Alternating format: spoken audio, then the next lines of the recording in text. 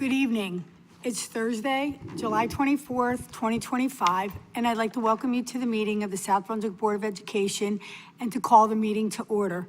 Please stand for the Pledge of Allegiance. I pledge allegiance to the flag of the United States of America and to the republic for which it stands, one nation, under God, indivisible, with liberty and justice for all.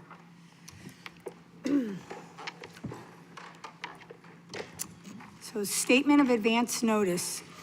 The New Jersey Open Public Meeting Act, NJSA 10-4-6, also known as the Sunshine Law, was enacted to ensure the right of the public to have advance notice of and to attend the meetings of the public bodies at which any business affecting the interests is discussed or acted upon.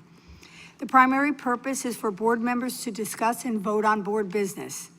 In accordance with the provision of this act, the board secretary has caused notice to this meeting 48 hours prior, including date, time, and location, to be posted in the South Brunswick Public Library and Board Office, filed with the Township Clerk, and communicated to the Home News and Star Ledger. It is also posted on our website. Roll call, Mr. Pulowski. Mrs. Julie Ferrara. Ms. Alicia Khan. Mr. Raja Krishna. Present. Mr. Mike Mitchell. Present. Dr. Smitha Raj. Mr. Rajesh Shoni. Here. Mrs. Deepa Karthik. Present. Mrs. Laura Hernandez. Here. We have a quorum. Okay, great. Now I would like to have an approval of the agenda. Can I have a motion to approve? Mr. Mitchell, second. Ms. Alicia Khan. All in favor? Now I need approval of the board minutes, approval of May 22nd, 2025 executive and board minutes, and approval of June 4th, 2025 executive and board minutes. Ms. Julie Ferrara and Ms. Alicia Khan. Sure. The minutes that we have, is it common to have scanned details, or we do elaborate the topics that were discussed in the executive sessions? So if we look back on the last 6 months, it's all pretty, we do it exactly the same way. Now, when we go forward, if we want to add more detail, I think that's just fine. But we have followed suit for a while like this. Okay. Okay? Good. Any other questions? I'm good. Okay, so then Ms. Ferrara and Ms. Khan. Yeah, so I'd like to, I won't be voting on the executive session minutes of the meeting for June 4th. I don't agree with the format in which they are present. So I will not be voting on that. Okay, you got that? Dave? Yep, Okay. noted. Okay, so next up is our interviews for the board vacancy. Yeah, minutes approved. Minutes are approved. Yep. Mr. Pulowski, this would Go be ahead. you. All right, ladies and gentlemen, we're here this evening in public session to interview candidates for an open vacant seat on the Board of Education. So this evening, we have 5 candidates that will come in for about a 20-minute interview. We have 3 questions that are all in your red folder. In your red folder that I provided, you'll see the names of the 5 candidates. Each candidate has a packet. You have a couple pieces of paper. You're able to take notes. I am going to ask that you shut down computers for this portion of the meeting, only because we want to keep notes and handwritten notes on paper, and we want to keep our communication amongst ourselves during this meeting amongst ourselves. We don't want to send out any questions or any kind of information to anybody in the public during this part of the meeting. Also remember that tech object or phones and computers, they are operable, and this is a public meeting, so that information could be operable if you are opened computer and sending information out during this portion of the meeting. So the process is going to move like so. We have 5 candidates. I have a person in the room upstairs that's sitting with them now. I will call our first candidate in approximately a few minutes. We'll have, we'll have 20 minutes. I will ask the three questions. There's no opportunity for follow-ups. We're taking notes. You're taking your notes of each candidate's response. We are going to move into an executive session once our last candidate is interviewed. In that executive session, we will deliberate, we'll have conversations, we will talk about the needs of the board. We will not be taking straw polls. We will not be taking any type of polling information with regards to who our candidate would be. That happens in public session. So after the executive session, we will move back into public session. We will take nominations just like we take nominations for presidency and vice presidency. We'll take a nomination, we'll have a first, we'll have a second, then we have discussion. This is where you have the opportunity as board members to show support for a particular candidate that we have a nomination for. We will take a roll call vote. The first person that reaches the majority of the board in a roll call vote will win that seat. Let's be clear. You need the votes, the roll call votes. You need the majority of the board that's here present to win the seat. So if we rush to nominate 5, 6 people, all those people in order of nomination will have a roll call vote and discussion, if that makes sense. So if there are any questions on that process, we'll go through that process twice. If we go through that process and we cannot agree on a candidate, then we are considered not able to elect a candidate, and then it moves to the county superintendent, and the county superintendent will appoint a candidate. Okay?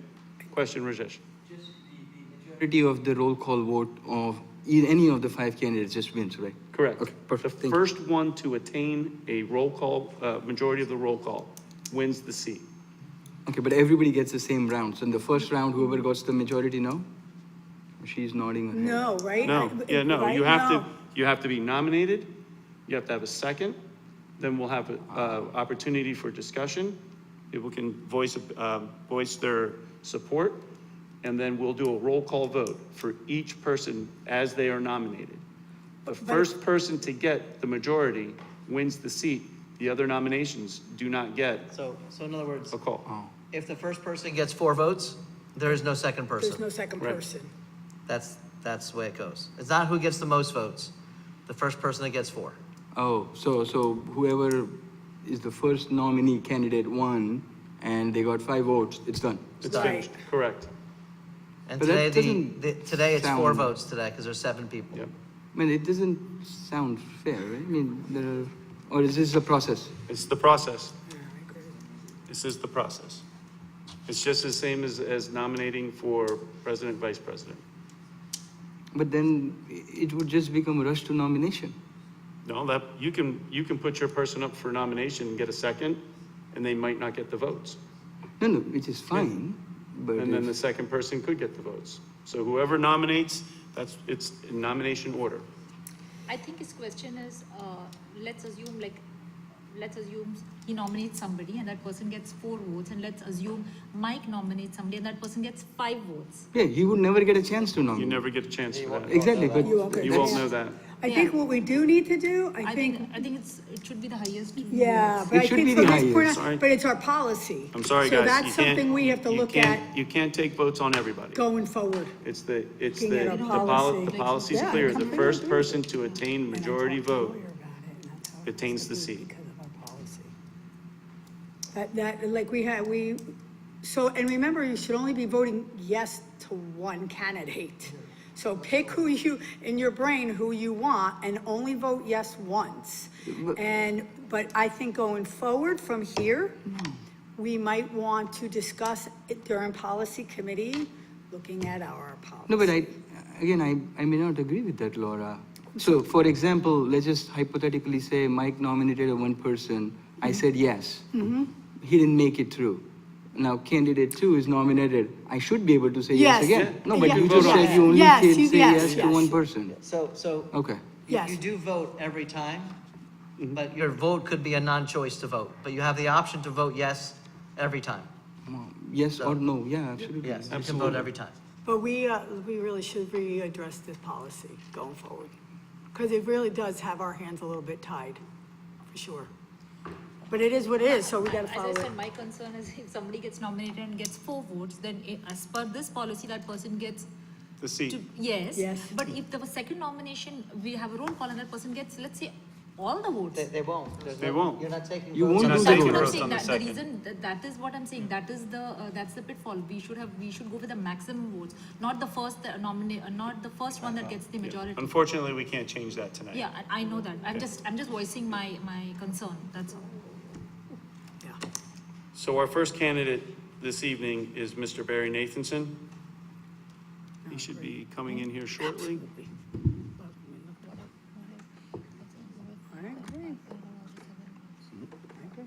I have extra pens if anybody needs an extra pen.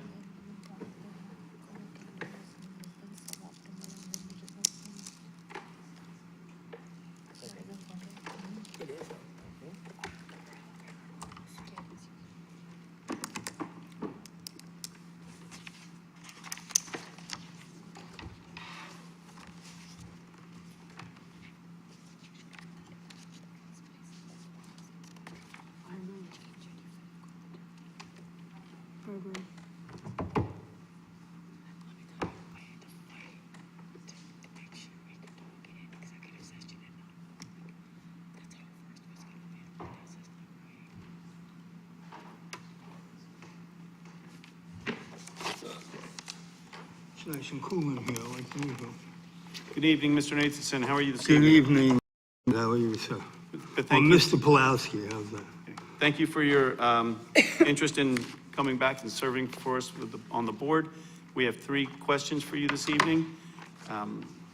We should take about 15, 20 minutes, and we'll move. We have 5 candidates that we're going to move through. We are going to have a decision this evening. Very good. Thank So, you. first question, how would you approach balancing the needs of students, staff, and taxpayers when making decisions about the district budget? Well, it's very important when you do the budget to think of all of those things. But the major part of the budget is you have to think of how we can best run the district. Finances have changed greatly from when I first got on until last year. Every superintendent had to beg and borrow kind of thing. And I think they've done an excellent job. So the idea is to make sure our district is the heart of our thinking when we're doing our budgets. Perfect. Thank you, sir. Our second question is, how would you ensure that your decisions as a board member align with the district's mission and core values?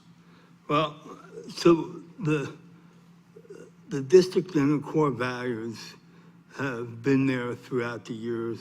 You know, I got to learn from some of the legendary board members of all time, and we always put what the district is as a whole, and we worked as a body of the whole, not as individuals. Right. Thank you. Last question for you this evening. What do you see as the most significant challenges currently facing South Brunswick schools, and how would you contribute to addressing them?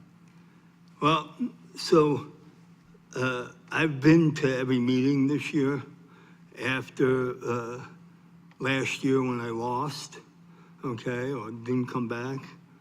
I think the challenge is to make sure this board starts thinking as one and working together, okay? And I think being someone, probably the only one that has worked with almost everyone here, I think I can do that. That's a challenge because there's no change to S2. There's no Christmas money this year. And the state has not offered anything but, okay, go over the budget, go above the cap, you know, and that's not the way to function. So I think I offer to bring all that together and bring the board together. All right. Thank you, Mr. Nathanson. That's it. Appreciate Okay. your time. Okay.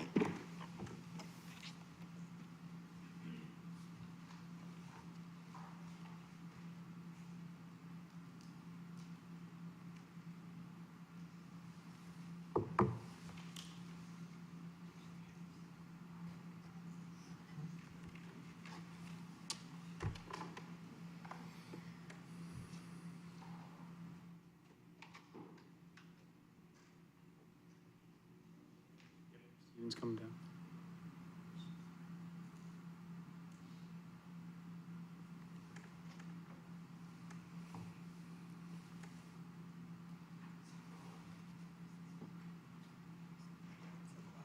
Yeah, it is. Everybody's busy writing. Everybody's busy writing.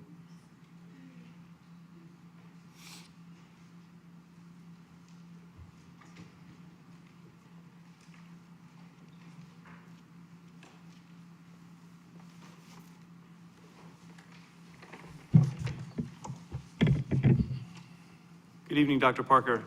Good Thank evening. you for your interest in serving on the South Brunswick Board of Education. We have 3 quick questions for you this evening. Okay. And should take, 10, 15, 20 minutes. And we'll just get right into it, okay? All right. So our first question for you this evening is, how would you approach balancing the needs of students, staff, and taxpayers when making decisions about the district budget?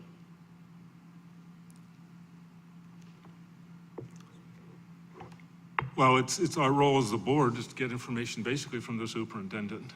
It's not our particular role to go and investigate in schools. We can talk to community members. We can talk to the superintendent. But whenever you do that, it's based on the superintendent is going to give you information or the business administrator information about how the budget is formed and why it's formed. And if you want to consider that, you can also look at what the community is saying about what they think they need or don't need. But you look at that information and you look at what the budget is, you know what the money is available. And you sometimes have to make tough decisions about what is appropriate and what isn't appropriate based on what the community is looking for. That's the important part.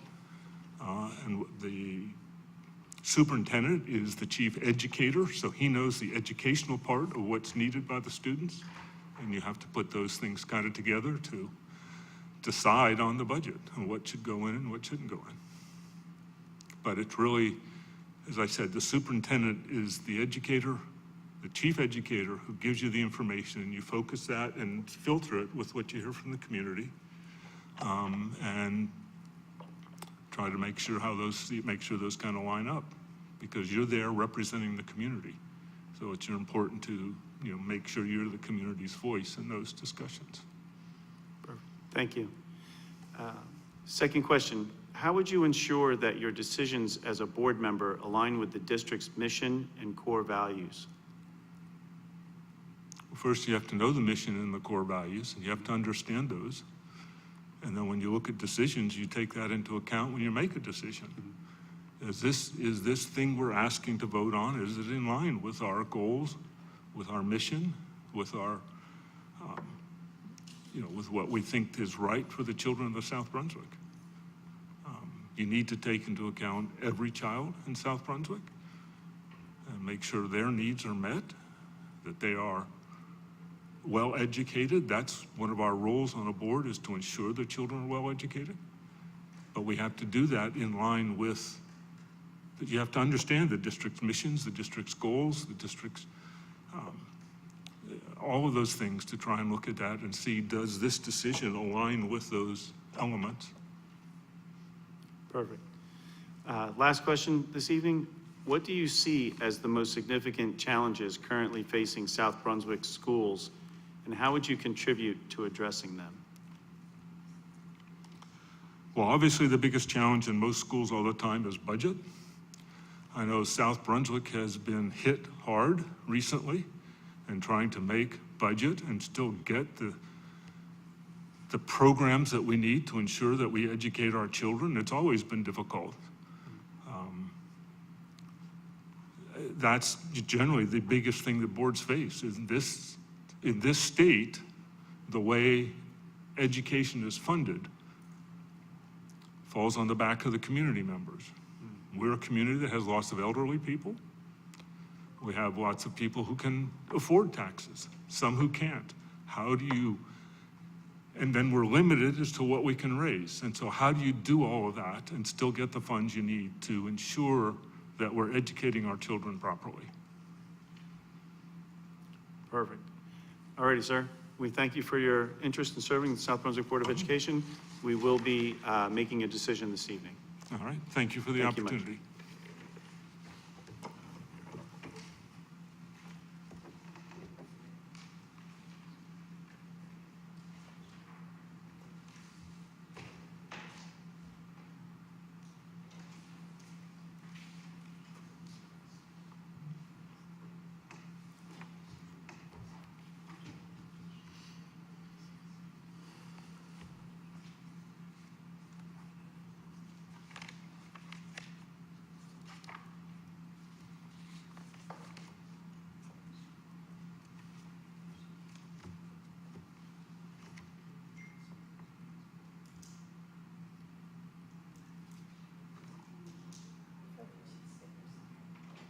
Sing a song.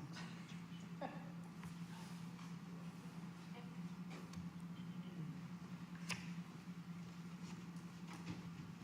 evening. How are you? Hi, how are you? Well, thank you. Thank you. Miriam. Hey, Miriam. I want to thank you for your interest in serving the South Brunswick Board of Education as a board member. So we have 3 questions for you this evening. Absolutely. Take 15, 20 minutes, no more than, to get an understanding. So we're going to just jump right in. We're just asking the same 3 questions of every board candidate. So our first question is, how would you approach balancing the needs of students, staff, and taxpayers when making decisions about the district budget? I think it's important to understand those needs. I think it's important to understand your demographics and understand the economical impact of the decisions that you are making and what is in for the best interest for that district students and taxpayers. Great. Okay. How would you ensure, so you tell me if you're ready. You ready for the second question? Yes, sir. You're right at it. Okay. How would you ensure that your decisions as a board member align with the district's mission and core values? I think given the opportunity to fully, understand the perspective of the board, the collaboration piece, learning about the responsibilities is a big component to that. Okay. Our last question this evening, what do you see as the most significant challenges currently facing South Brunswick schools, and how would you contribute to addressing them? I think there's a few components, but I'll keep it short. I know that we are going to be looking to secure a new superintendent. I think that is one of the most important things a board needs to do and be very cognizant of the responsibilities of that role when looking. Another thing is challenges around financial cuts, contributions that impact programs and students and long-term investment, again, for the well-being of a strong district. And another thing is, placement of additional students that may come to be in the coming years. This is the kind of body that I would imagine would remain proactive in all fronts, and there are many, I'm sure, but I think those are the ones that come to my mind that I would be very proactive and cognizant about and would hope to contribute in the best way possible. Perfect. And continuing to learn, of course. Well, thank you very much for your time. Thank you. We have we will be making a decision this evening, but thank you. I appreciate the time. Thank you for hearing me out and consideration. Thank you. Thank you, guys. Do they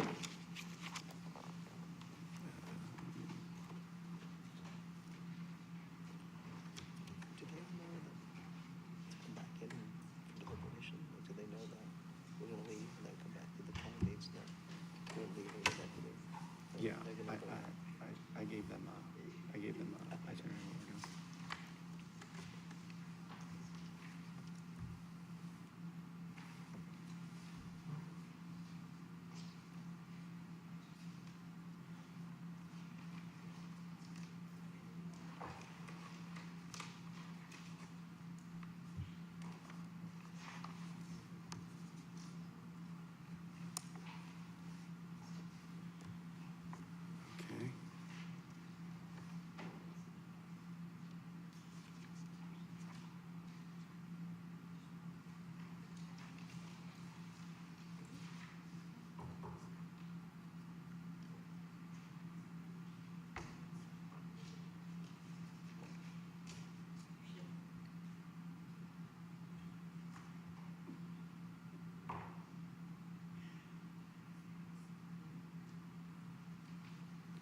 running into a situation where we provided more time than necessary for some of our candidates.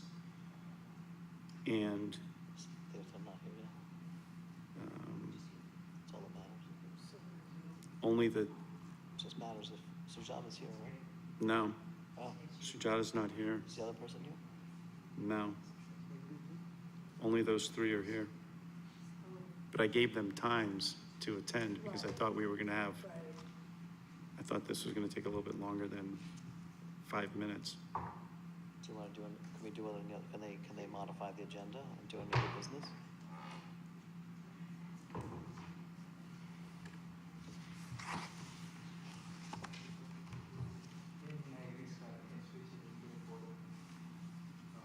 Rajesh, louder? Carrie. He wants to switch the order. Oh, yeah. Yeah, I think we That's can what I'm switch the saying. order, so we give them have the- to modify the agenda, so we have to make a motion to modify, so let's give 1 second. Let's see if Dave, is that something we can do?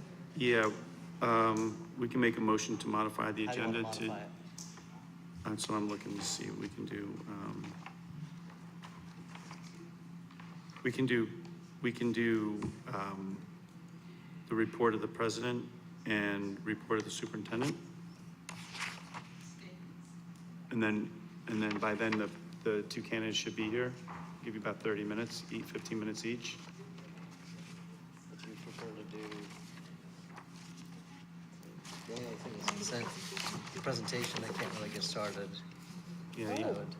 How about, can Pete do his presentation? How long is that? It's Pete Jeff Room, I don't think he's here yet, but Oh, right. I wouldn't do that yet. I'm not gonna have a choice, do we? That'd be consent agenda, we could do. I have somebody walking in. Oh, wait, 1 second. Oh, someone's here. Yeah, three to just, We got it. three to just send them out. Yeah. We're good.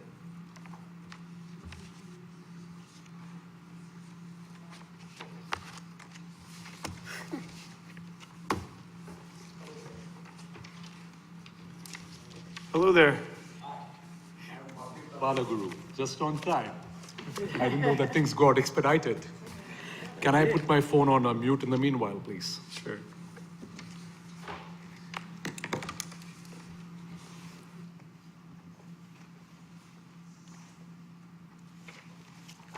Yes, sir. We want to thank you for coming in and coming right to the hot seat.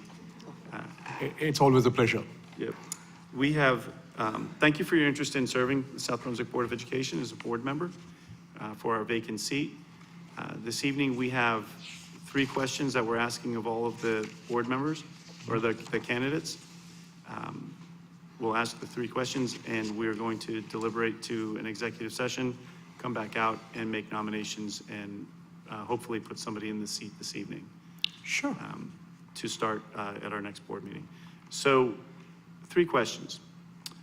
First question, how would you approach balancing the needs of students, staff, and taxpayers when making decisions about the district budget?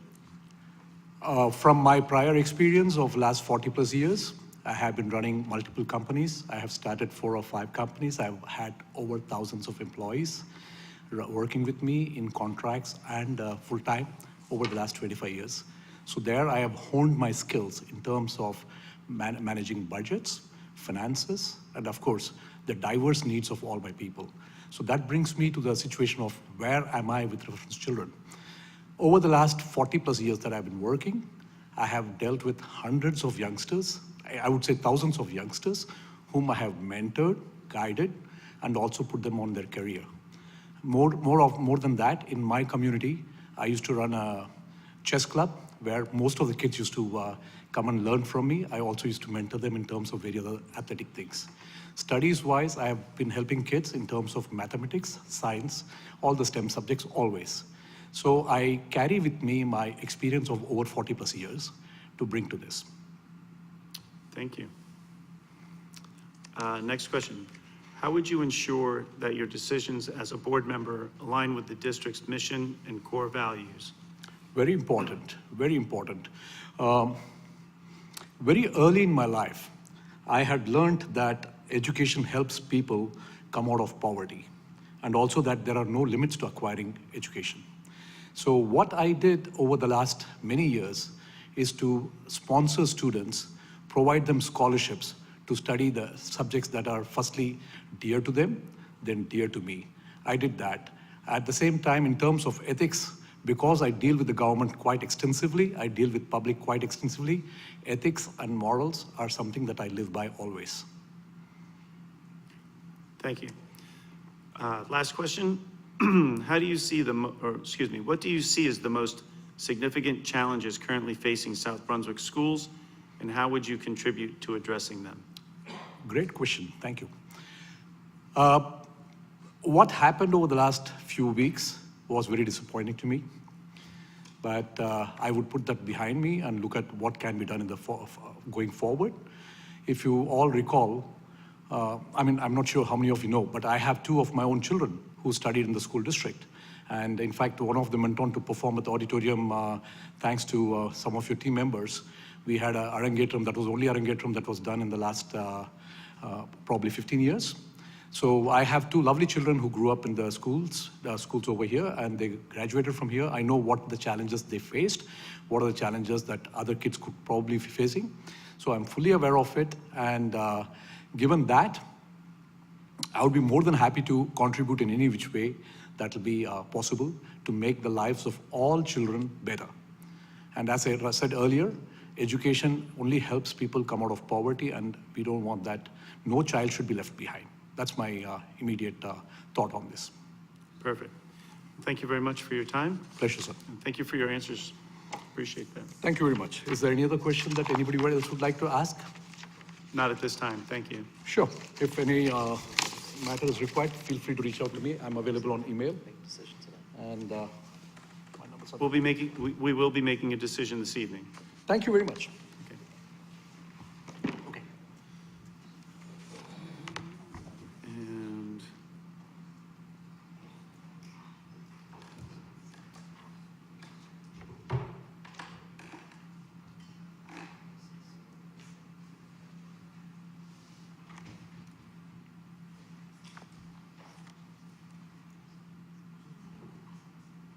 okay. He's coming in. We have our last candidate here. Yep.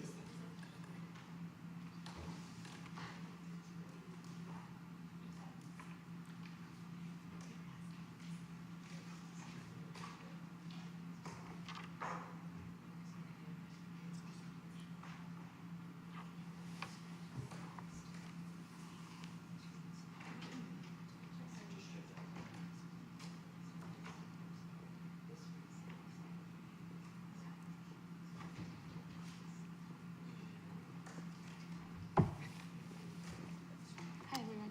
Good evening. Good evening.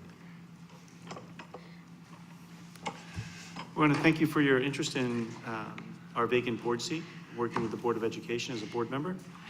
Right. This evening, we have 3 questions we're asking all of the candidates. We're going to, after this portion of the interviews, we're going to move into an executive session, discuss. We're going to come back, nominate, and then appoint a candidate this evening to the vacant seat to begin work next board meeting. Okay. So with that being said, 3 questions. You take all the time you need because we're about an hour ahead of schedule, but no pressure. How would you approach balancing the needs of students, staff, and taxpayers when making decisions about the district budget? Okay. Thank you for inviting me to the interview. So this is quite a wide question.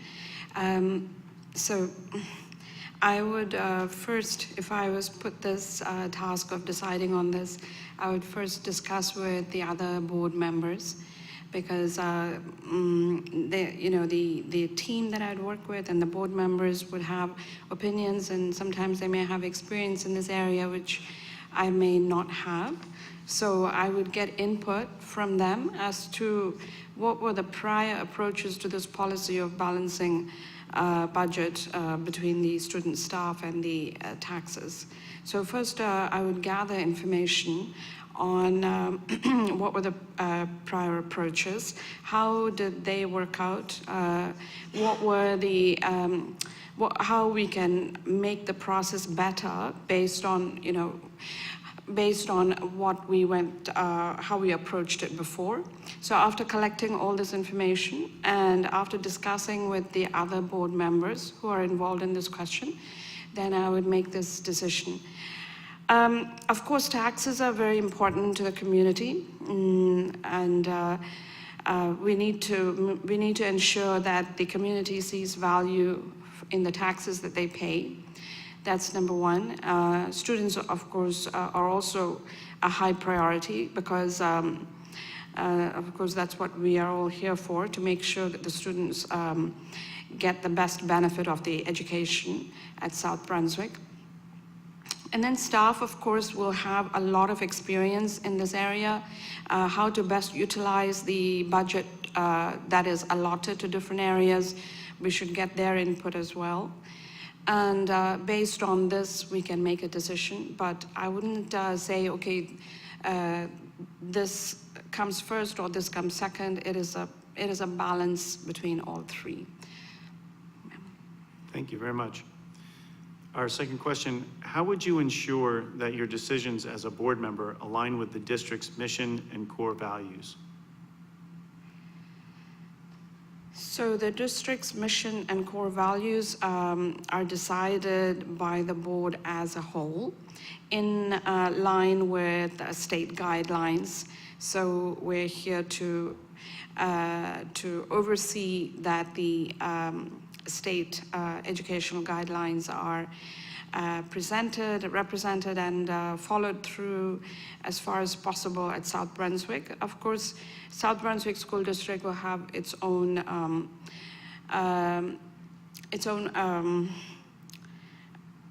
requirements as to how we implement those guidelines.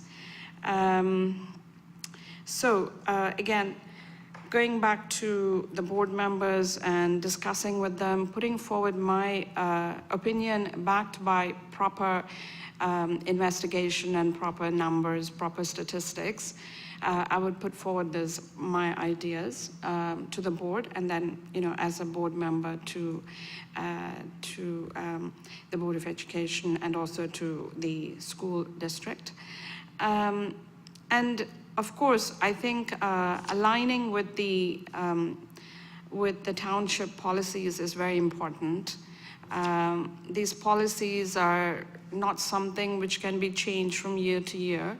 So they will be a continuation of whatever was there in the previous years, with some amount of adjustment based on changes to the budget, changes to the size of the student body, changes to the size of the township. All of these are changes which we see as we go along, and our policies may be adjusted accordingly, but there cannot be many drastic changes. So, whatever ideas which would help the board and help the school district, I can put forward. But of course, I cannot insist on anything, and I don't think it'll make much difference if I insist on something anyway. So that would be my approach. Thank you very much. Last question this evening. What do you see as the most significant challenges currently facing South Brunswick schools, and how would you contribute to addressing them? I think there's quite a large influx of into the community. The community has grown significantly with a lot of new development in our area, and along with that, the student body is increasing. That would be that would probably be the biggest challenge right now to our community and school district. So how to make sure that this sudden increase in students is accommodated in a way that the current students are not impacted, that the staff are not overstretched, and the new students are also given equal opportunity. I think that would probably be the biggest challenge right now. And that would, that is probably what we should be looking to tackle. Well, thank you very much. Thank you very much for your answers, too. Very, Thank you. very well thought. That concludes our interviews for this evening. Thank you. We will, like I said, we will be nominating somebody and appointing somebody this evening for preferably our next board meeting start. Thank you very much for your time. Thank you. Thank you. I'm ready. You can just call for a motion for executive session. Motion for executive. I'm gonna, want to roll count for it first. Okay, now I just need a motion and a second to go into executive session. Raja, motion. Second, Ms. Karthik. All in favor? Aye. Executive session, let's go.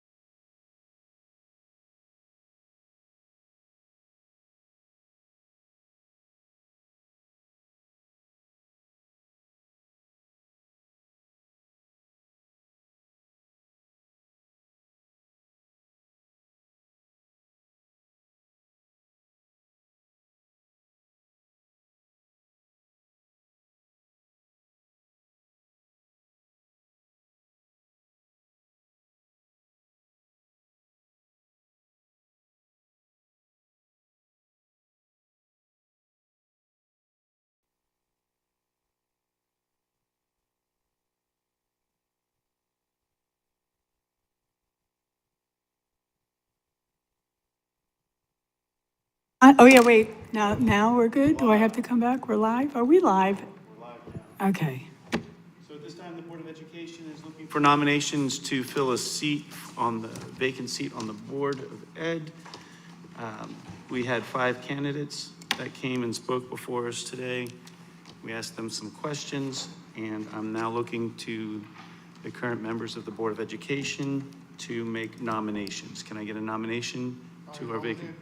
Barry Nathanson. Can I get a second? Second. Mike Mitchell. Do we have any other nominations for our seat? Julie? I'd like to nominate Sujata Raj.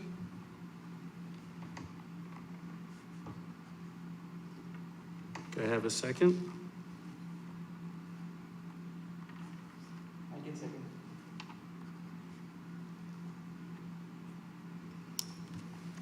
Any other nominations for a vacant seat? Seeing none at this time, Per the rules, we're now, can we nominate again or no? I'm asking for nominations. Okay, so I would recommend nominate Dr. Parker.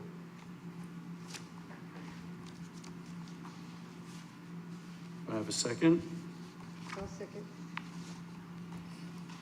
Any other nominations for seat, vacant seat in the Board of Education? At this time, we're going to open up discussion for our first nomination, Mr. Barry Nathanson. Does anybody have any discussion?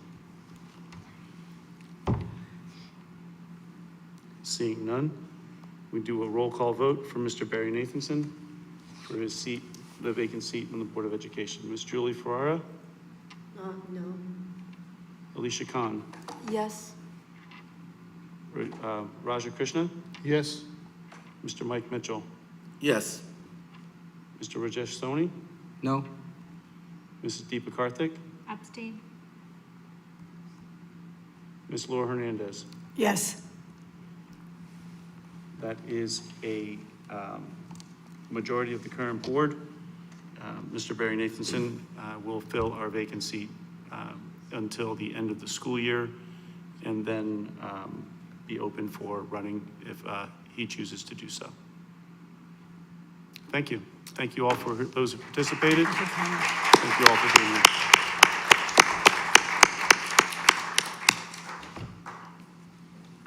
Okay, now I gotta get back to here. Report of the president. Report of the president. Okay, I have a couple things today. The first up is the update on the superintendent search. Right now, we have formed an ad hoc committee that will get together on August 4th with our search team, who has been collecting resumes and recruiting people. And they are screening each resume that comes in person. And on the 4th, they will meet with 4 of us board members, and we will go through I asked them to bring us about 20 resumes, and we will go through those, and of those resumes, we'll narrow it down between 8 and 12. And then we will have the first round of interviews for the permanent superintendent, September 4th, right?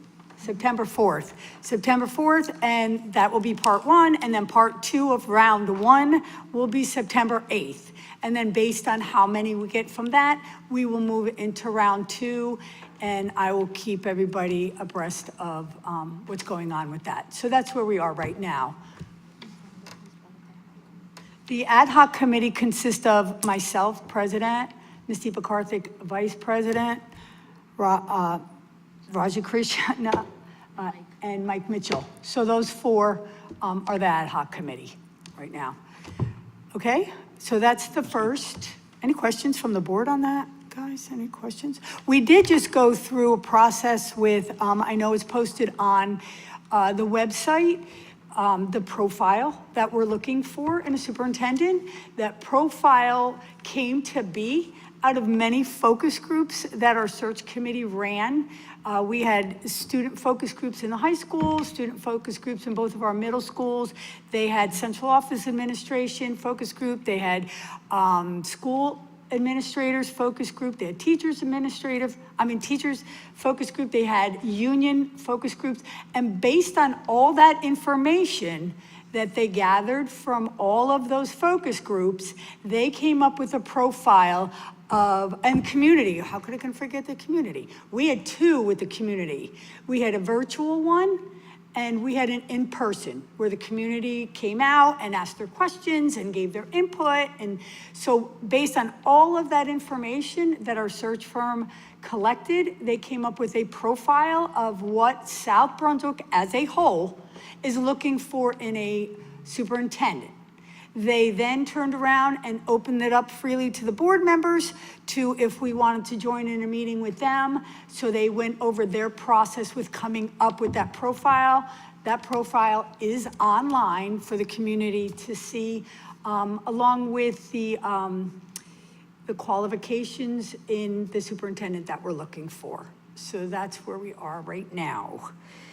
Okay, and with that being said, with our full-time superintendent, we are on schedule, by the way. I was looking at, we came up in the beginning, I did share this with the community. We came up with a schedule on what we want to do as far as an interim superintendent and then a superintendent, and we are smack dab on time with where we are supposed to be, which for me, I'm very impressed because I'm usually never on time. So, yeah, we're right in line where we are. We collected everything right now between August and October. The Board of Ed will interview the candidates. So we are on schedule. Now with the interim superintendent, we had our interviews. So with that being said, our interim superintendent, how we did the process is we advertised for it. We had some internal candidates. We had some external candidates. We had several first rounds of candidates that we interviewed as a board. We narrowed it down to two amazing candidates, and it was a very difficult decision. The board had a very long discussion after the final round of the two finalists that we had to come up with. And we did come up with a candidate, someone that we trust, somebody that we work with, somebody that's going to take the ball and run with it in this next 4 or 5 months until we get our full-time superintendent. And with that said, I would like to say congratulations, Mr. Pulowski, as he has been appointed our next interim superintendent. Don't clap yet. So Mr. Pulowski will take on the dual role as a superintendent, the interim superintendent, while he is still overseeing the tasks in the business office. He's already met with his team in the business office. He doesn't know this yet, but he'll be meeting with me next week. Can I say, I just have to say to everybody, truly humbled to be provided this opportunity. Over the past 8 years, I have learned so much from Scott, and biggest shoes to fill, and I'll do my best. But I'm truly a servant to everybody here in the district, students, staff, board members. I'm working for all of you for the next 5 months, and just want to make sure that everybody's very aware that without my staff in the business office and without the amazing staff here, Kim, Evelyn, and Suzanne, it would not be possible for somebody to do a job like this for the next 5 months. So I'm looking forward to working with everybody. But thank you very much. Well, we welcome you. We welcome you, Davey. You know we're here for you, too. So, and then my last bit of information. So as the community knows, this board knows, former board members know, there has been a, what would you call it, a case, a court case? Ethics charges that have been pending with our former Board of Education president. And The judge has given us a written decision on his ruling. It has been a long road going along the way. So I am just going to give you a quick summation of the judge's written decision, and we will go from there. The entire decision is posted on our website for anybody to read. Will be tomorrow, because I wanted to make this announcement first today. So it's not there yet, but it will be tomorrow. Okay, so with that being said, we have recently reviewed a preliminary decision by the judge overseeing the ethics complaint against former Board of Education President Joyce Mehta. I do start with a word of caution that this is a preliminary decision because it is now sent to the School Ethics Commission, the SEC, who may agree or disagree with the judge's decision or recommendations. I'm only providing a brief summary of the 26-page judge's decision and recommendations. The full document will be uploaded to the district website for those that prefer to read the entire ruling. An overall outcome demonstrates that the judge clearly finds that the board's initial concerns that Mrs. Mehta's behavior violated her ethics were well-founded, as the judge agreed with the board's assertion on all counts. Specifically, the administrative law judge found that she violated her obligations to confidentiality with regard to negotiations, that she provided inaccurate information to the public, and that she failed to protect the administration in the proper performance of their duties. The judge specifically noted her failure to provide accurate information to the board relative to her communications with board counsel, which likely had an impact of harming Porzio, our board attorney, and their reputation. The judge also specifically noted the improper nature of her prepared public statements, making accusations in regards to the superintendent which was read at the board meeting. Those statements likely left the board with a false belief. Finally, the judge also noted that Joyce's First Amendment rights do not save her from punishment or consequences in this regard. Overall, the judge granted the relief we sought by the board, namely a public censure. You'll note on the last page of the decision that the judge walked through the reasons why the board want a public censure, specifically to hold Ms. Mehta accountable and to set the record straight on the improper nature of her actions that were all taken in public. A final reminder that this is an initial decision. The recommendation regarding the censure must be reviewed by the SEC. We will keep the board and community updated on any follow-up that we receive. And that is my report.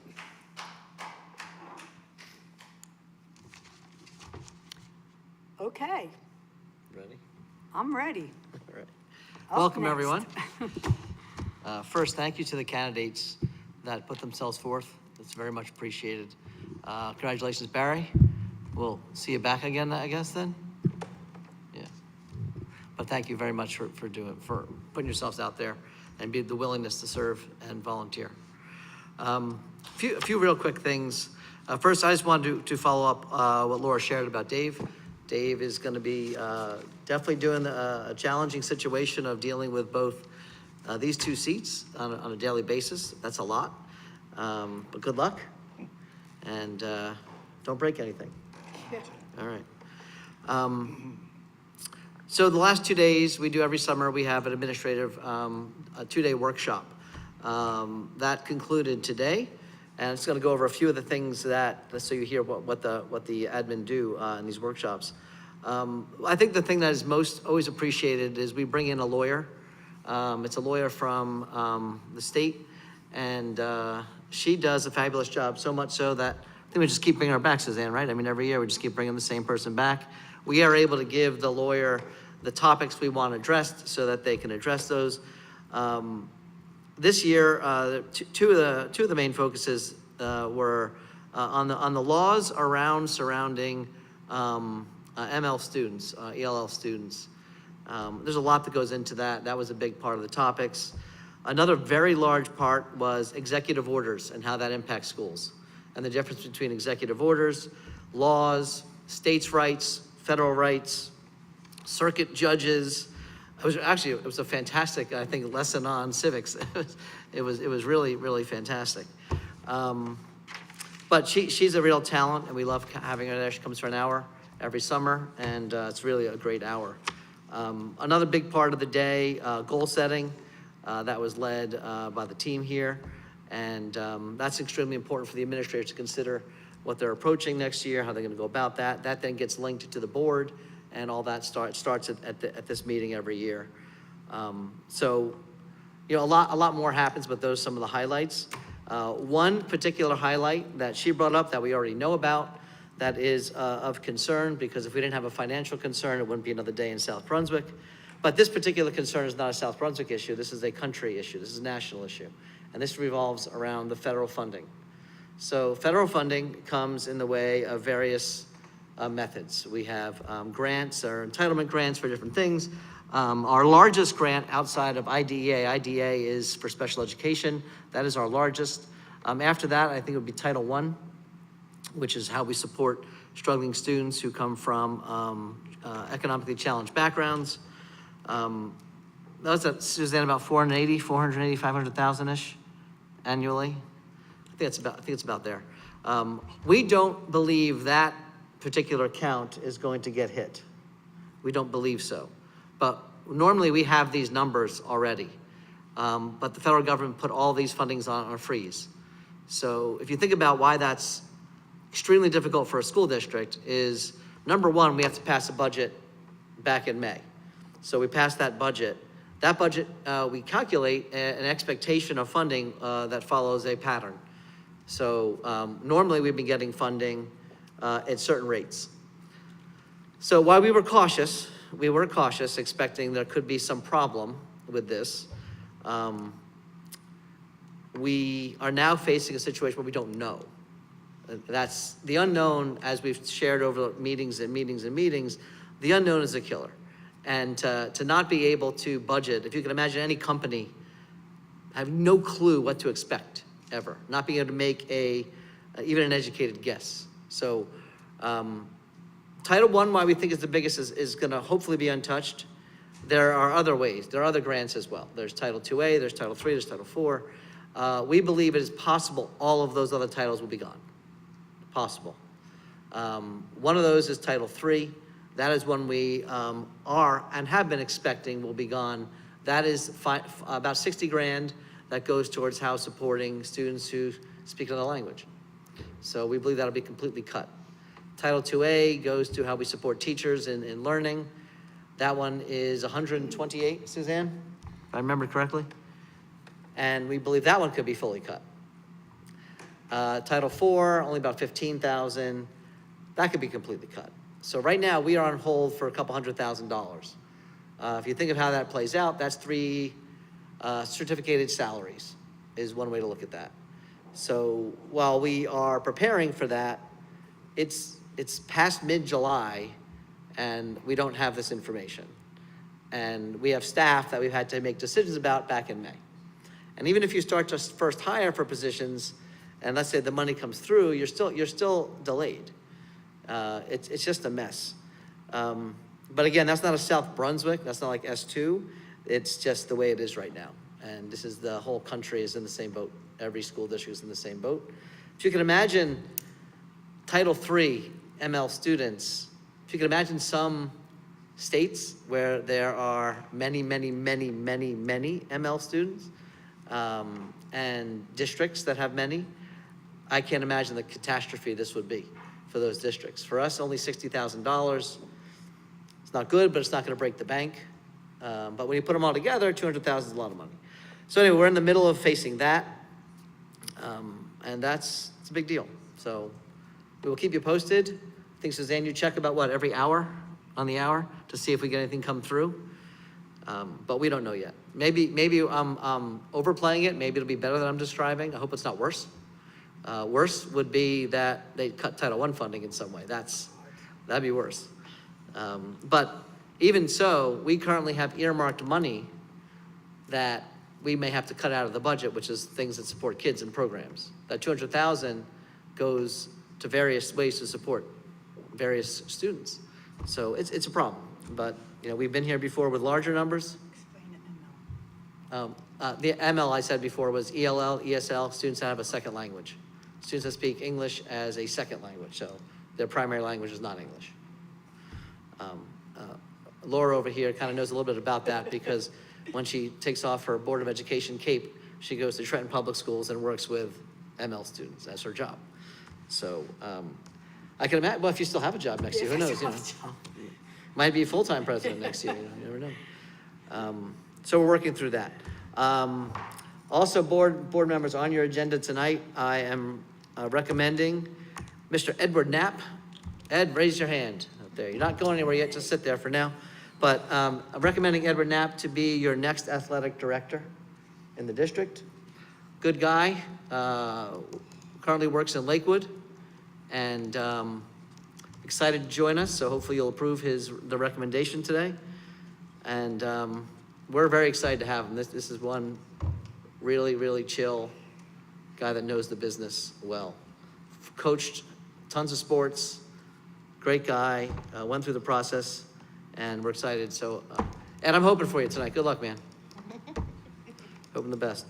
Other than that, it's season. I mean, it's Dave and I will be overlapping over the next month, and goal, of course, is to support the district, continue supporting the district, keep moving things forward, and doing that, and looking forward to that work too.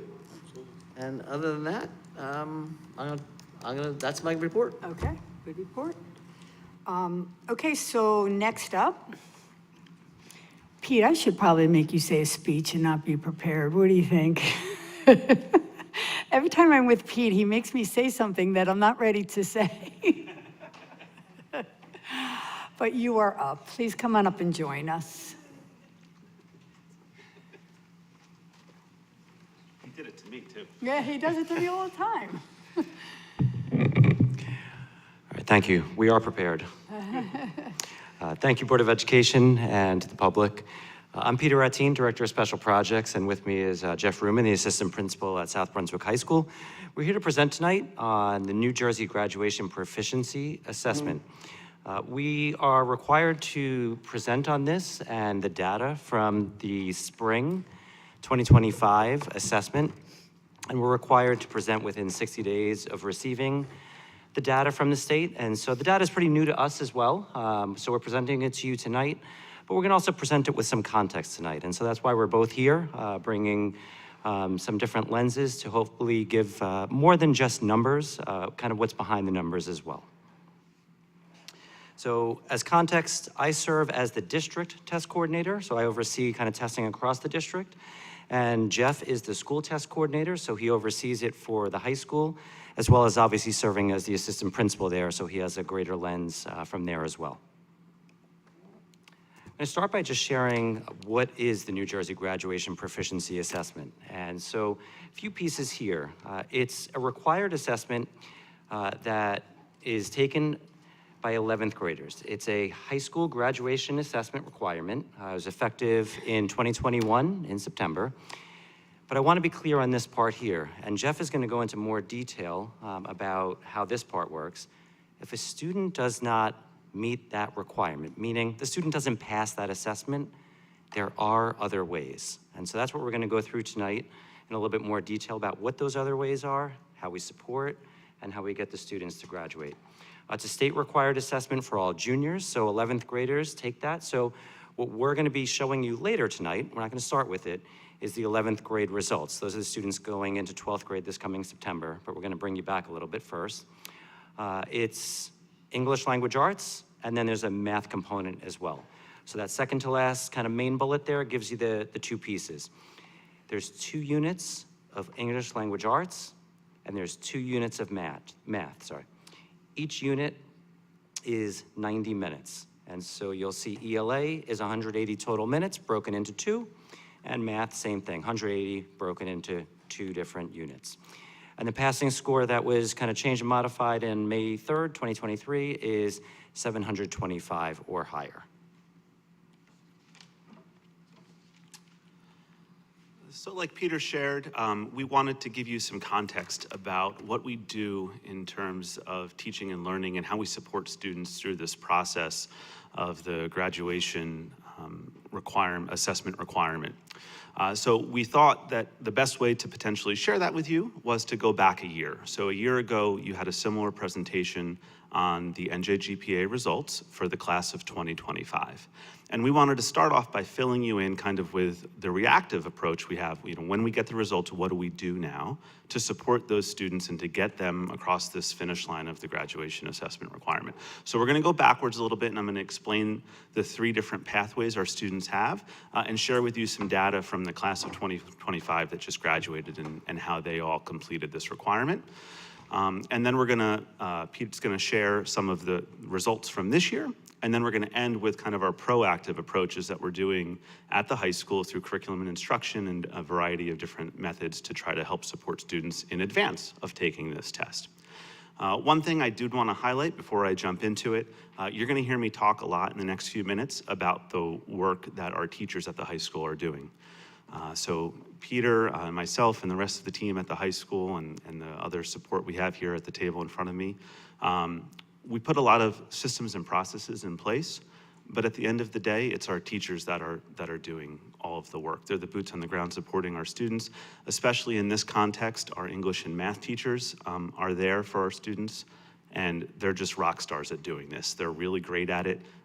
We hit the ground running in September, as I'm about to share, so I don't want that to be lost. I'm going to talk a lot about teachers, but they are really, really good at this and really good at supporting our students. All right, we just liked this graphic. All right, so the pathways. The first pathway is to take the NJGPA and to pass the NJGPA with that cut score of a 725. Now, this happens in March, in the spring, and our seniors then show up on the first day of school in September in 2024, a year ago, and when they walked through the door about a year ago, 91% of them had met this assessment requirement in English already, and 81% of them had met it in math.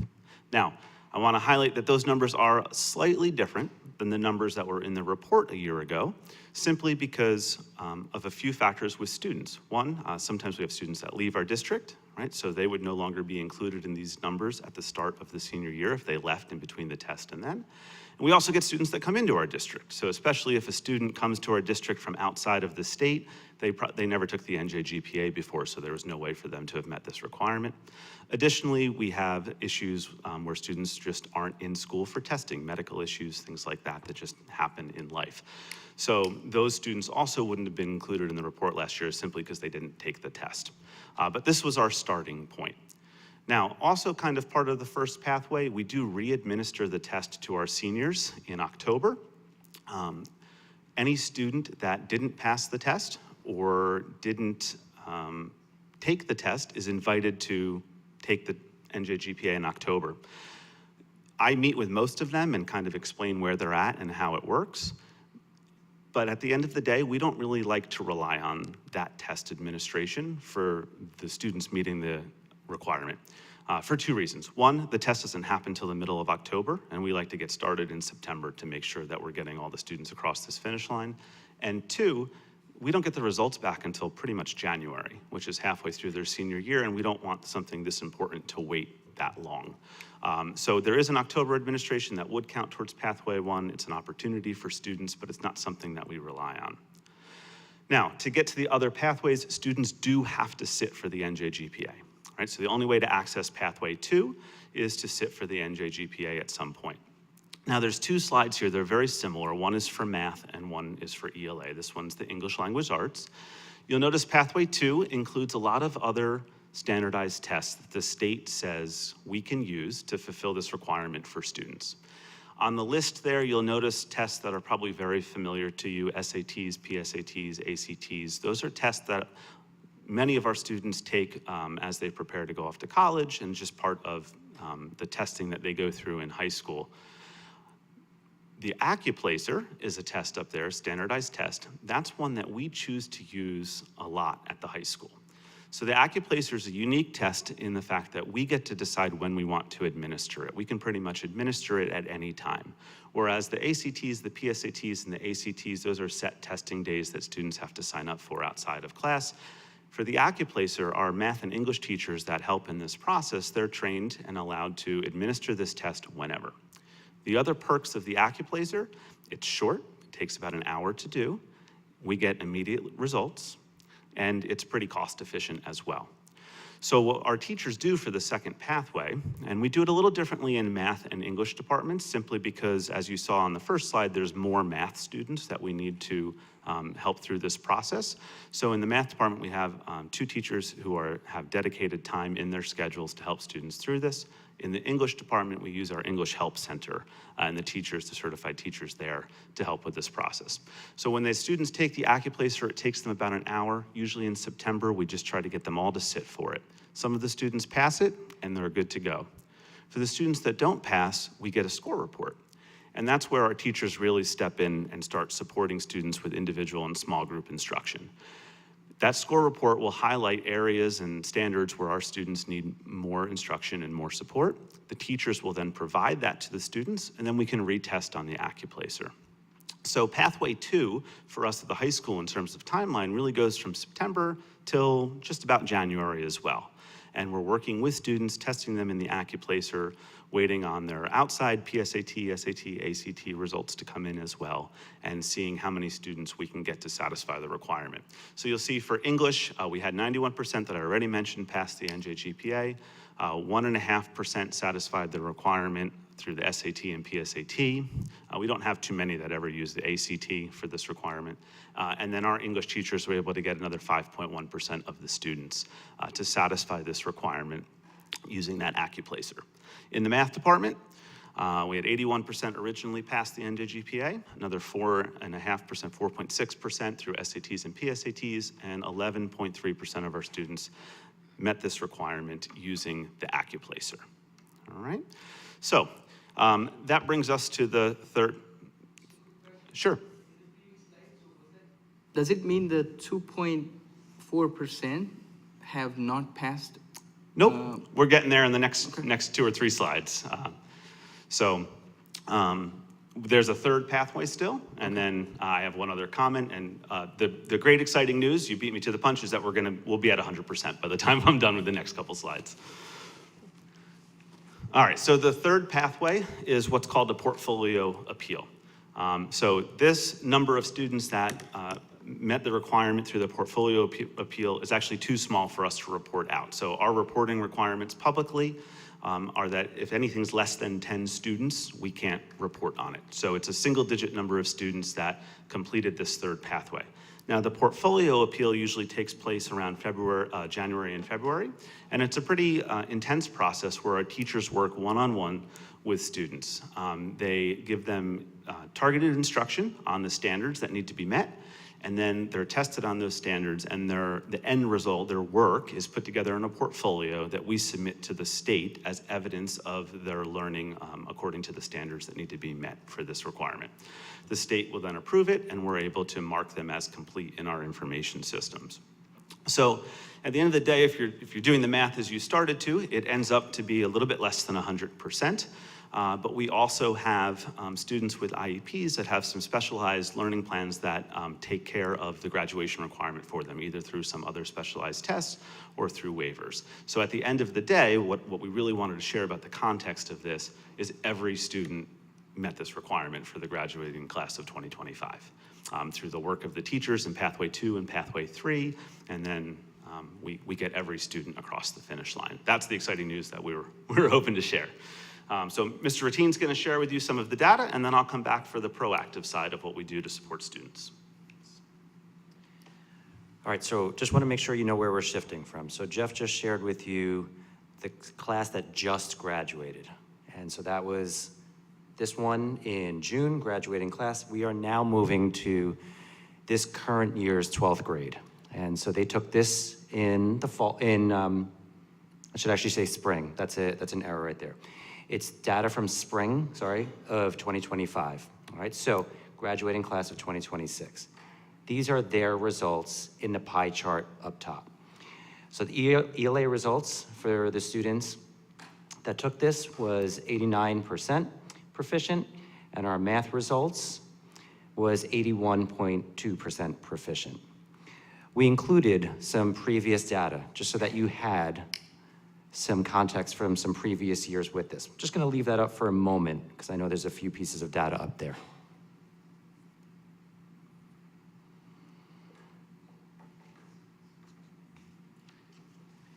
That's okay.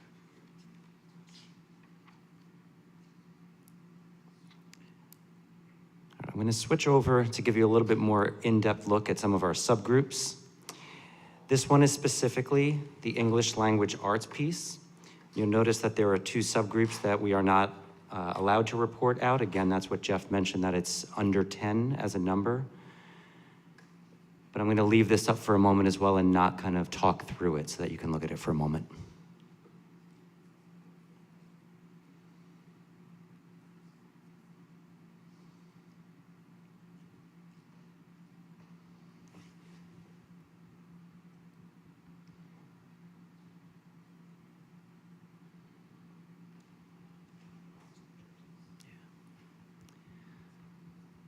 So I'm about to transition to the math one. Before I do, just the top one being New Jersey is all of the New Jersey students in 11th grade that took this assessment.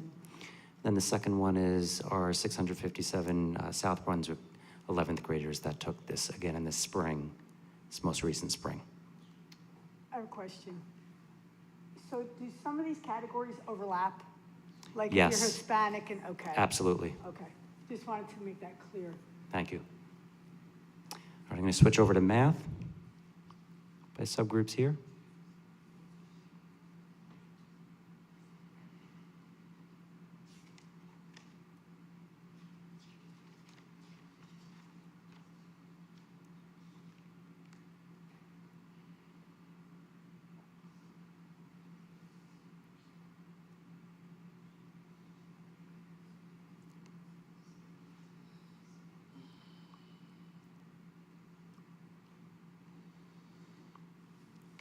As I mentioned earlier, this data came in fairly recent. And so when these results come in, you're looking at percentages that we're looking at too, looking at information that obviously we want to dig into a little bit more as well.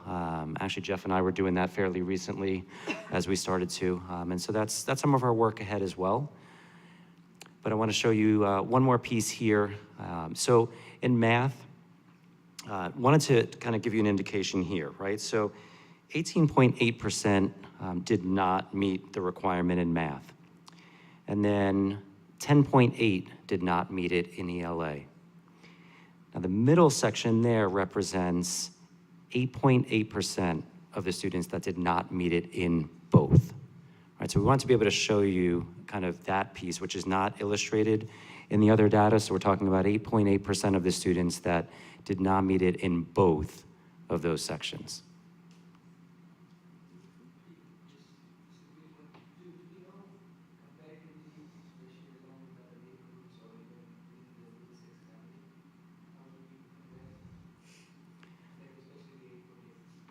Range? We don't have that, no, we don't have that information. Okay.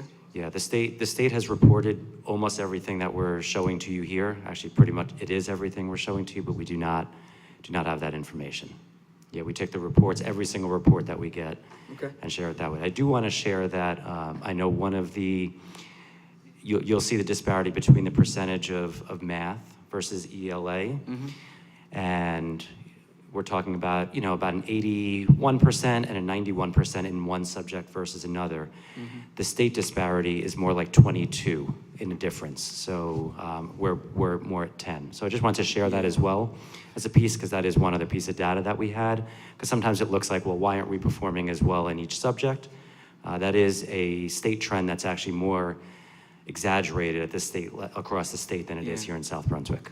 No, and that's my perspective, personal perspective. I don't compare ourselves with state because that state average is average. I would rather compare ourselves, at least within the county or our surroundings, or somebody who's better personally, then we can look for opportunities to improve. So just my 2 cents on whenever we compare to state, I probably get a little turned off. I think a lot of us would agree with that. Definitely the information that we have, though. So now in terms of supporting these students, right? These are our students who are going to walk in September as seniors. So here's what we're going to do. We're going to go right to that second pathway. We're going to go right to the AccuPlacer and move to that. And so for some, they may have already had an approved passing score. You saw that percentage was low, but there's going to be some students with that. And Jeff over here is quite humble. He's the one who is on top of every single one of the graduating class of seniors to make sure that they all pass. He is running reports 24/7. So he's that one that does that. And then you can see the second part is most of these students are going to be going into that AccuPlacer assessment and starting that. And so you'll see the second part is, yes, they'll be invited to the NJGPA again in the fall of 2025. For most of them, the AccuPlacer is going to catch it, and that's really our go-to one. And you'll hear that over and over. The AccuPlacer is the big one for us. That's where we're going to get a lot of our students across the finish line. But again, we'll get some to retake NJGPA. Some who came in new to us have to take it. And so even if they came in new to us, just want to clarify this. Someone comes in new to New Jersey, the country, and they're sitting in South Brunswick High School, they're going to sit for NJGPA, but before they sit for it, they're going to sit for the AccuPlacer, because we're going to get those results right away and not wait until January to find out what happened with NJGPA.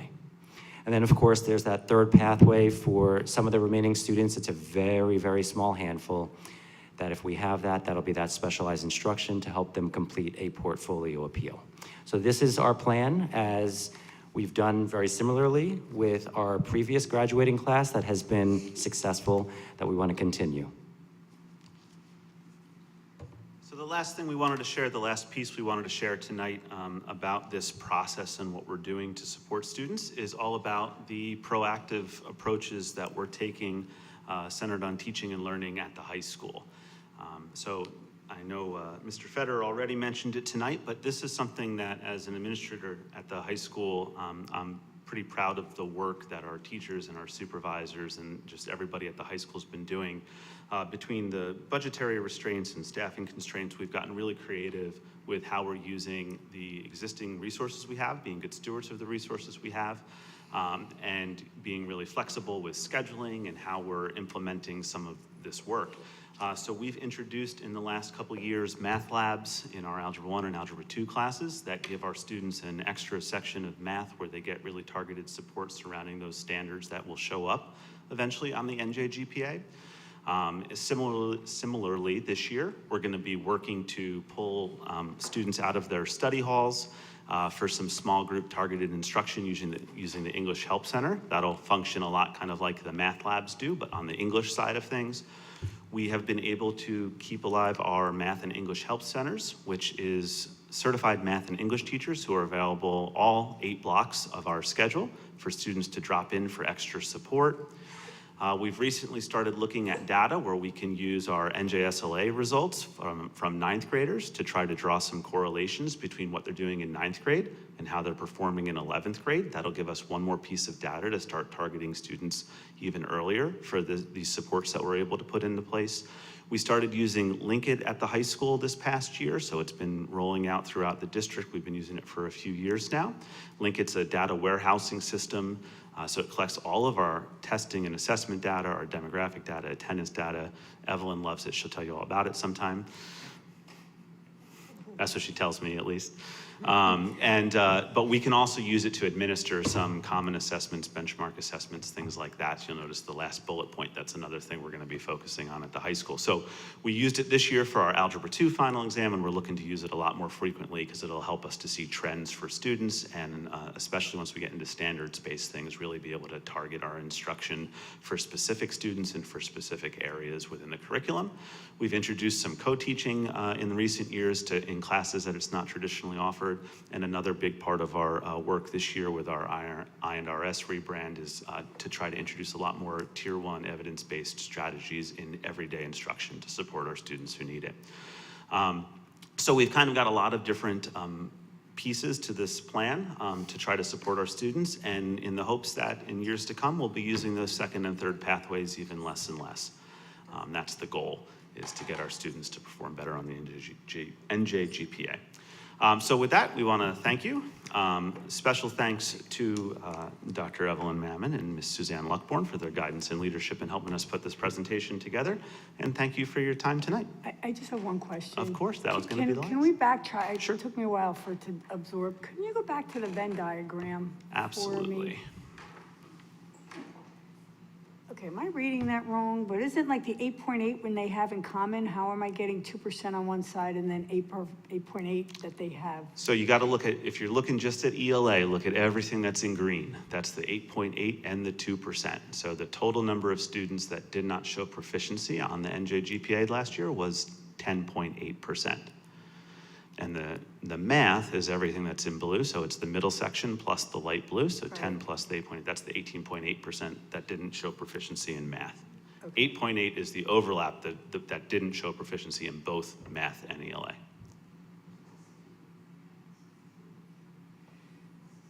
All right. I'm still not getting it. I mean, I get how a Venn diagram works. But if I only have 2% in ELA, how? 2% that didn't meet the requirement just in ELA, Okay, only in ELA. okay. Yep, Okay, and with the 10%, combination of- 10% that didn't show long proficiency thing. only in math. I got it. Yeah. I got it now. Thank you. Yep. Thank you so much. Any other? Okay, any questions? Do we have any questions? We could thank you so much for your work. We so appreciate it. Thank you. We do, thank you.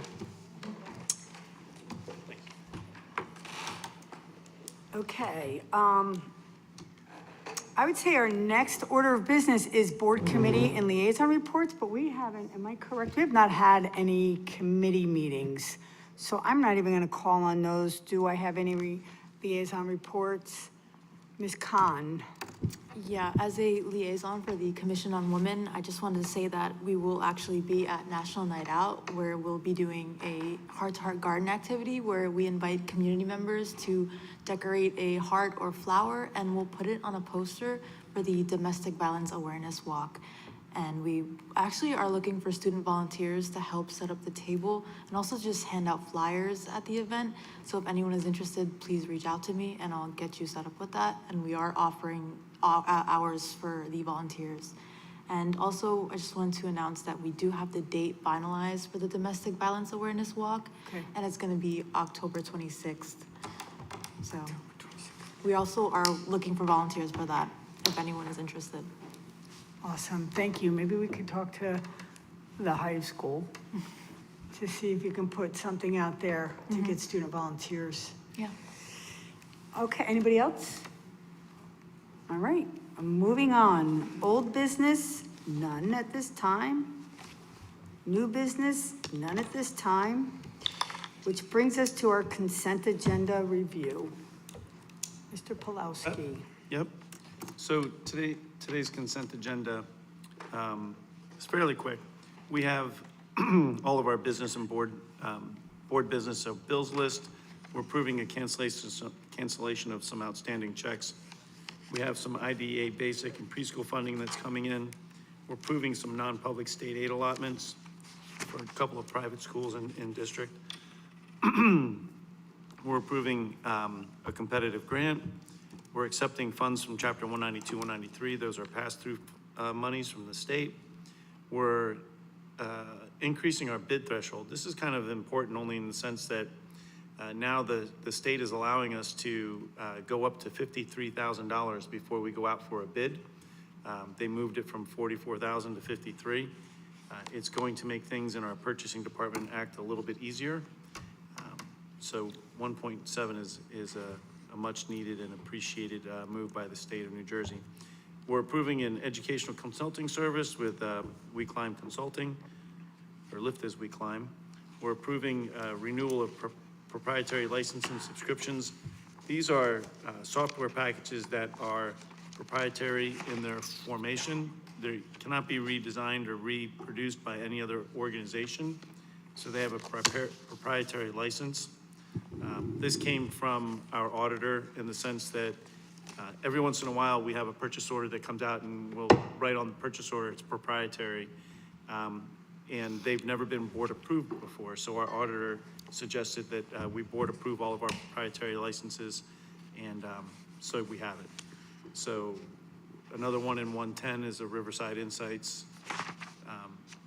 We're approving over the bid limit for Amplify Education. That's our dyslexia screening and boost reading student license and some teacher training.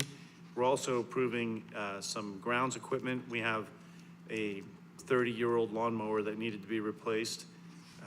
And both of those purchases are over the bid limit, so your board approving those this evening. You're also approving a purchase over the bid limit of National Fuel and Oil, even though it's done on state contract. The not to exceed of $285,000 requires us to have that board approved. We're approving some increase in lunch prices. Just some heads up on this real quick. Our lunch prices are still below Middlesex County average, and they're also below what the state will allow us to raise them to. So we're not gouging and not moving anything way above any means. We're still a pretty decent game in town for a lunch and breakfast at both high school, middle school, elementary, and staff. It's still a good deal.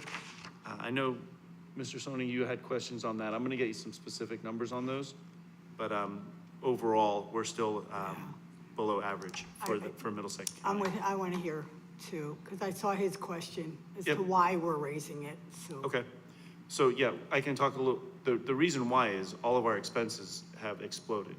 So our labor costs have increased, our meals, cost per meals have increased. Okay. And what we're coming to is the state of New Jersey has come out years ago and said you cannot subsidize your lunch program. So they kind of put us in a situation where we have to charge enough in lunches to be able to at least break even. We asked Mascios to come to the table with a guarantee at the end of the year, and they're coming to me and saying, if we don't raise some prices, you're not going to see that guarantee at the end of the year. And we budgeted that guarantee in our actual budget as a revenue source. So we're stuck in a pickle with regards to what we're currently charging and the revenue source that we're expecting for next year's budget. And our free and reduced lunch kids, that's picked up in Title I funds, yes? No, it's not picked up in Title I, it's separate. It's a separate fund. That comes from the state though, no, right? Yeah, It comes from the yeah. state, right? Okay. Yeah. So, since we are on that topic, so what I captured is the trigger is high cost, and this request is coming from Mascio, right? It's not Correct. ours, okay? Yep. And you said state also mandated, or state also asked us to the increase state or reduce our requires- subsidies? No, the state requires that we not expend any district funding, any taxpayer-funded money on Okay. losses in our food service providing, or food Okay. service company. Okay, So we have a guarantee that we agreed on with Mascios. At the end of the year, they're supposed to provide us so much as a reimbursement back to the district for doing business in the district. What they're coming back and saying to us is, if we don't raise our prices, we're not going to see that guarantee. And what I'm saying to everybody is, if we don't see that guarantee, we bet on that, we agreed to count on that that. guarantee to ensure that our budget, we're using that guarantee to offset expenses in our Fund 11. but isn't that part of the contract? It is part of the contract, So but it's how also, can they say they can't guarantee? It's contracted. come again? So how can the provider, the vendor, say they cannot guarantee the same what they have They made committed their to? we made their guarantee this year.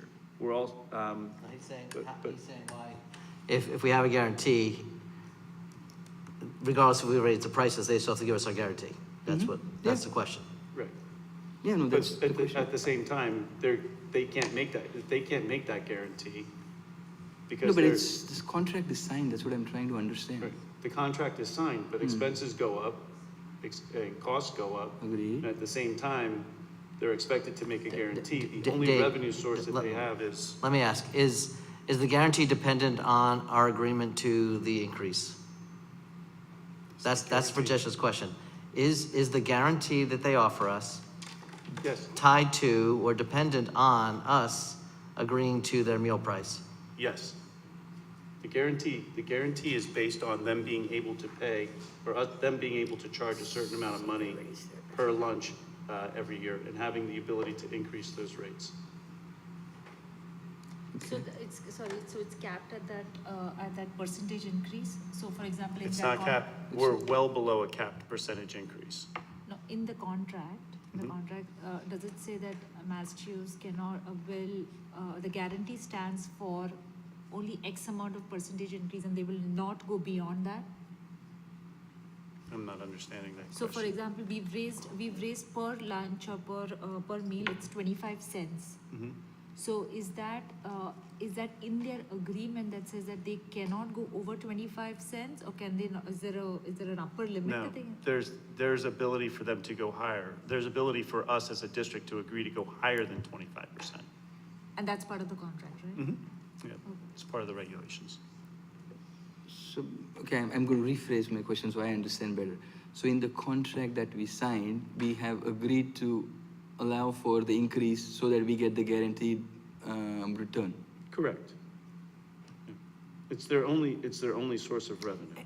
And You have to realize, it's that their would be only. some- That would be it's their- something we would sign regardless of who our vendor is. Correct. Right, so Correct. any vendor we would have, that we would course. be doing this, so.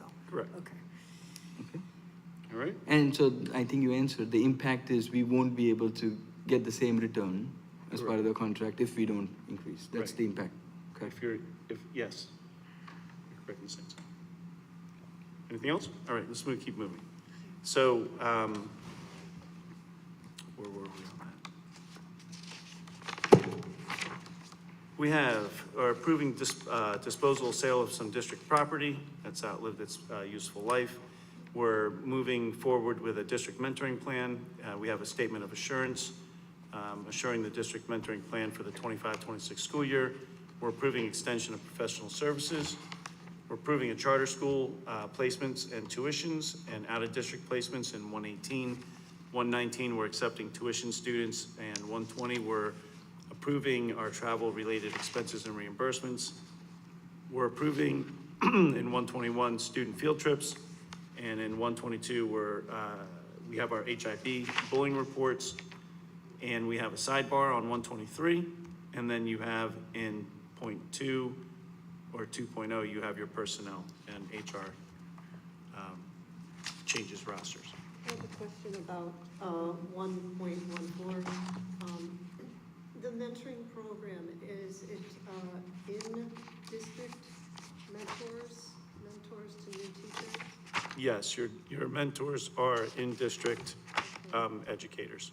And are they compensated? Yes, they are compensated. Okay. Is it a stipend compensation? Yes, it is. I didn't see that compensation in the program. Is it separately handled in the plan, I mean? It's been a long-standing compensation package for them. So it's the same? Yep, it's the same as it's been for years. It hasn't changed. It has not changed. Okay. Any other questions? Yes, I was going to let you finish the readout.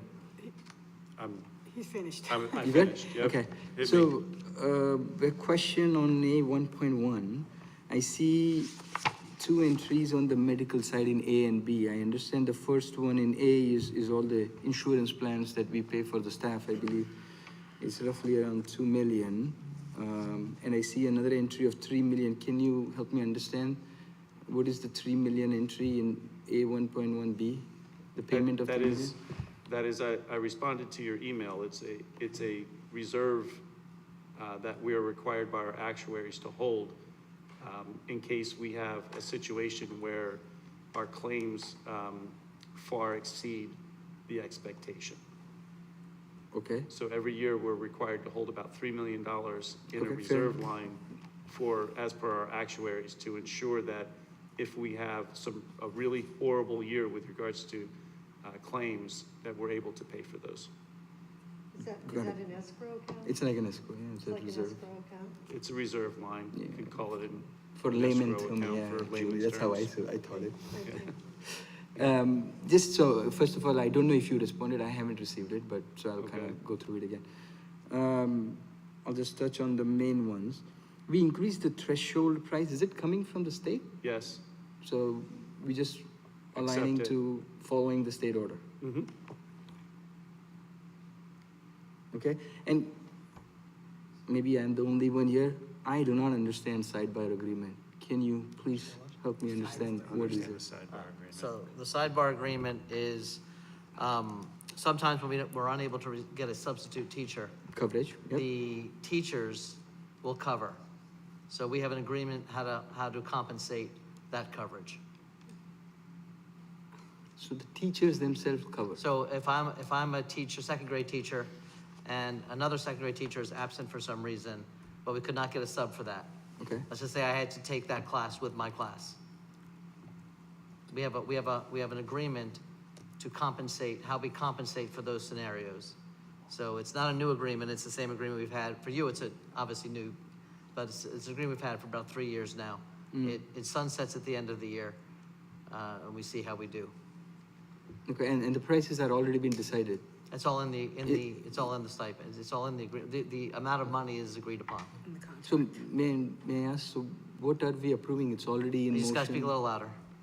So what are we approving? It's already in flight, it's inactive for 3 years, prices is done, so. No, so there's the contract, does not specifically answer this particular question. So when that happens and the board and the union are in agreement on how to manage that, when it's not specific in the contract, we have the ability to come to a sidebar until you renegotiate the whole contract. At that time, you'll decide to put it in permanently or not. Okay, so this is This is not. like a for now, okay, because it's got not in it. the contract. I have one other question too. On 1.4, how do we determine the allotments for non-public? They come, It's off of the state. it comes from the state. The state gives that exact amount. Mhm. And the breakdown between the 4 categories, could you elaborate on security? It comes from the individual schools in terms of their budgets and what they've agreed to with the state. In terms of security? Yeah. We're just like. I'm a pass-through on that. I don't have anything to do with their security plans.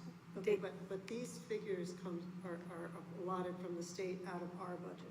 No. No, so It this comes is from the pass-through state money. and it goes through us to them. Yeah. This is pass-through money. These exact amounts. Those amounts it. currently, yep. They may change throughout the year. Okay, thank you. I still remember, so I can say that. I remember, last time I asked the same question, so I remember Right. there's a pass-through amount. Any other questions? All right, that's your consent agenda this evening. Roll call? Yes.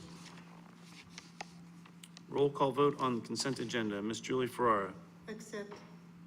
Ms. Alicia Khan, Yes. Mr. Rajakrishnan, Yes. Mr. Mike Mitchell, Yes, but I'd like to abstain on Part B under the HR agenda. The second item, please. Hopefully I'm saying that correctly. Part B. Part On B, HR. the second item under that.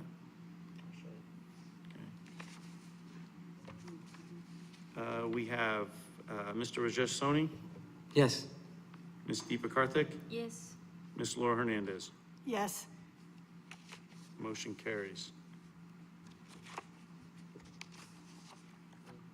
It's on me? Oh, I thought you were gonna do that. Okay, so now we're on to our public comment. Any topic?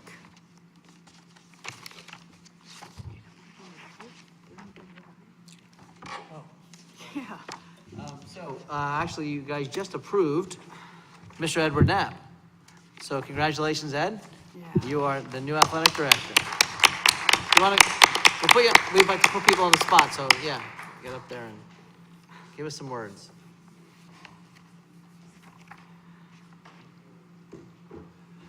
Good evening. First of all, thank you. I say that first, especially Mr. Fetter. It's been a terrific experience. You know, unfortunately, I won't get to see him that much, but I want to thank him especially. I'd like to thank all of you for having me and giving me this opportunity. It's a tremendous one, and I pledge you I'll do the best I can to continue to support the students, the staff, the coaches, and the athletes of South Brunswick, and very optimistic things are gonna, again, I'm part of the piece of the puzzle, and expectation is to be, you know, continue to be excellent. So thank you again.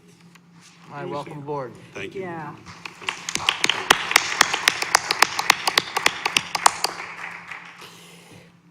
Okay, so well, on behalf of the board, congratulations. Welcome to South Brunswick. It's an awesome place to be. 100 years ago, I played softball for South Brunswick. So welcome. We're so happy to have you here. Okay, now, public comment on any topic. The Board of Education recognizes the value of public comment on educational issues and the importance of allowing members of the public to express themselves on school matters of community interest. Complete copies of Policy 0167, which govern this portion of the meeting, are available to the public at the auditorium entrance, online, or by contacting the board office. To permit the fair and orderly expression of comments, we ask that the participants are recognized by the presiding officer and preface their comments by announcing his or her name, place of residence, and group affiliation if applicable, and by completing the sign-in sheet.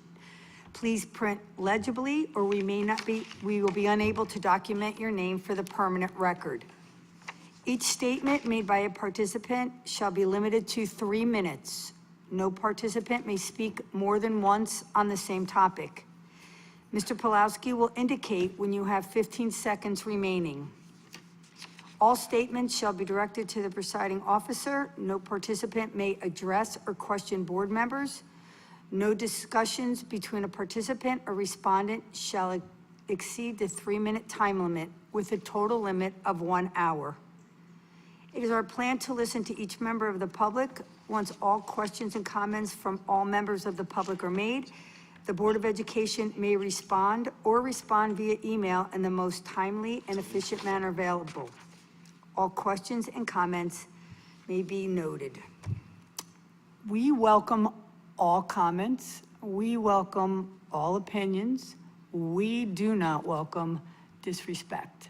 So please keep that in mind if you're going to come up for public comment. Mr. Pulowski, do we have anybody registered to speak? We have no pre-registrations. Okay, with that being said, do we have somebody in the audience that would like to speak? Well, you're next. First we have him, and then we'll go. Is there a sign-in sheet up there? We know you are. Of South Brunswick Education Association. I just wanted to come up and thank Scott for his many years of service with us. We've been able to collaborate very closely, and I've enjoyed that relationship with you and all other people, many of the people that are on the board today and sitting in central office. So I also wanted to welcome back Barry. So congratulations to him, and to congratulate Mr. Pulowski on his position as interim superintendent. We look forward to working with you in the same way that we have with Scott, in a collaborative manner, and just wanted to express my gratitude. Thank you very much. Thank you.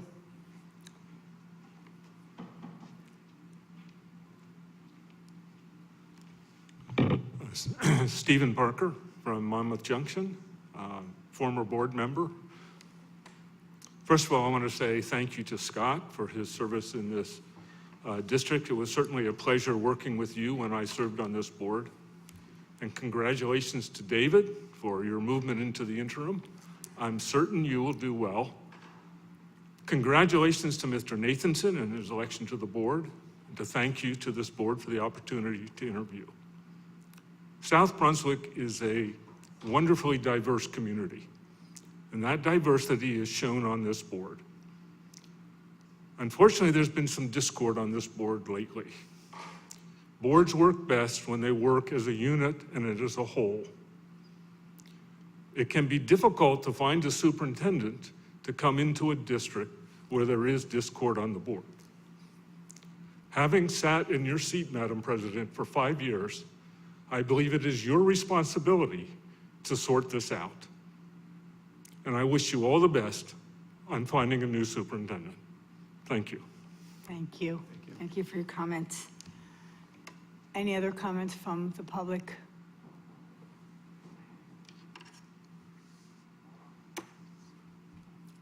Not seeing any. No, I think Barry's coming on. Okay, so without seeing any more, we will close this portion of our public comments, and I will need, is he coming up? Okay, you guys are confusing me over here.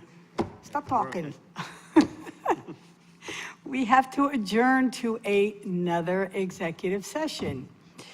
So be it resolved that the Board of Education of the Township of South Brunswick hereby moves into executive session in accordance with the Sunshine Law, Chapter 231 of the Public Laws of 1975, NJSA 10-4-21, to discuss the following personnel matters.